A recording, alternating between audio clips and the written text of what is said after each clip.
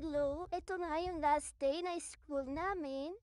At ayan, bibihis na siya diyan ng school uniform niya at magre-ready na para pumasok. Ano ba yan, 18? Ayan. Nahirapan pa siya, ikabit ang batones. Ako lang ba yung naiirita kapag napakabagal magbihis ng anak ko? Naiirita ako dyan kasi ng oras na. Tapos natatawa pa siya dyan.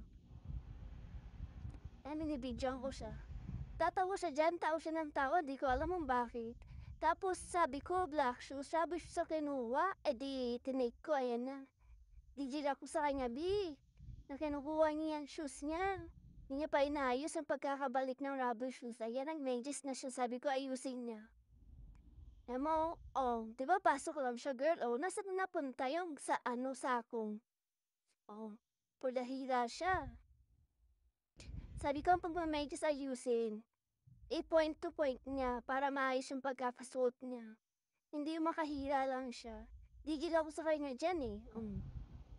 Nakurot ko talaga siya dyan. Pero hindi naman siya. Para joke-joke lang namin talaga yan pag ano.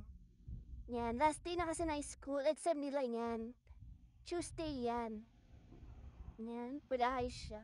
Sabi ko ayusin yung pag-upo para yung uniform niya, yung palda niya, is hindi magusot. Sino bang nanay dyan yung nakaka-relate na ayaw gusot ng uniform na anak, pagpapasok?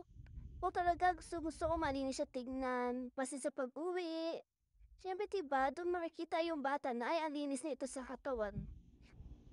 Yung malinis talaga siya, yan.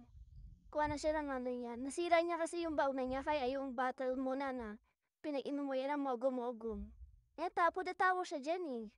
Kukuha na siya ng tubig po na tawo talaga siya dyan. Gigil ako much. Ayan, ang tagal niya pa kumuha, ayan. Nilagay niya na sa bag niya. Nakaayos naman na lahat.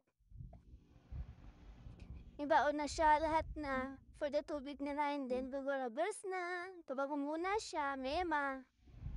Diba? Mema lang, ayan na. Pasok na siya. Ayan na, bye!